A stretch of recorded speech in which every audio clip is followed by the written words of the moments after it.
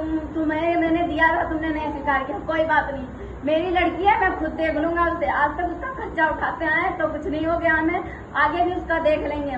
फिर मेरे पापा ने उनसे कहा इस लायक बनाएंगे उसको, एक दिन तुम देख के पछताओगी कि तुमने क्या खोया है। फिर मेरे पापा ने मुझे मतलब ठीक करवाया, मेरी 6 महीना लगातार प्राइवेट दवा करवाई उन्होंने। उनके पास पैसा नहीं था, फिर भी उन्होंने मेरी दवा करवाई, मजदूरी करके कर नहीं पाते हैं वो। कोई नहीं, हम लोग हैं साथ में, कैसे करें। मेरे पापा सच में बहुत कमजोर है, फिर भी वो मेरे लिए, भाई बहन के लिए मजदूरी करने जाते थे। फिर मेरी तबीयत, फिर पता चला मेरी पथरी है गांठियों के साथ साथ, तो मेरी तबीयत बहुत ज्यादा सीरियस खराब हो गई। तब मजबूरी में मेरी मम्मी ने भी काम करना स्टार्ट किया।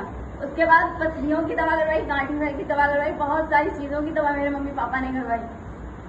फिर जब थोड़ा बहुत ठीक हुए तो मेरे हस्बैंड आके मुझे ले गए। मेरी मम्मी ने बोला चली जाओ बेटा, जिंदगी खराब हो जाएगी वरना तुम्हारी। हम चले गए। फिर वहां गए तो वही सब मारना पीटना, गाली देना, मेरी मम्मी को गाली देना, सबको मतलब ताना वगैरह देना कि तुमने किया है, क्या है, क्या लेके आई हो।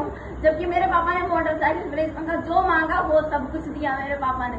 फिर भी वो मुझे रोज मारते, रोज ताना देते, मतलब ये चाहते थे कि मैं मर जाऊं, वो दूसरी शादी करें, वो जो नहीं मिला वो भी मिले। फिर मेरे पापा, मैंने एक बार पापा से पास फोन किया तो मेरी मम्मी बोली अब क्या है बेटा, तुम्हारी किस्मत है ऐसी है। मैंने कहा मम्मी किस्मत ऐसी नहीं है मेरी।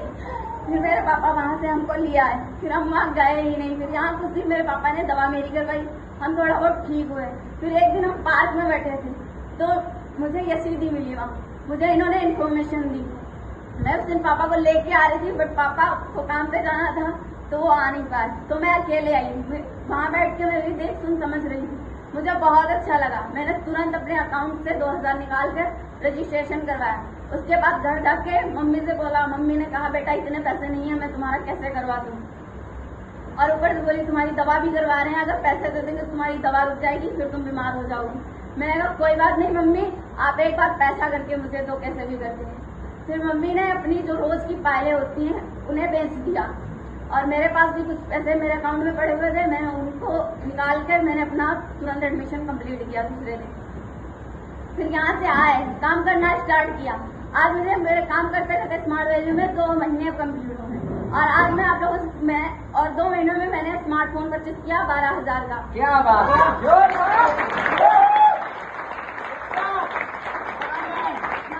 मैं ले पाई हूँ तो सबसे पहले मेरे सीनियर यशी दीदी की क्लैपिंग होनी चाहिए, क्योंकि उनके सपोर्ट से पाई।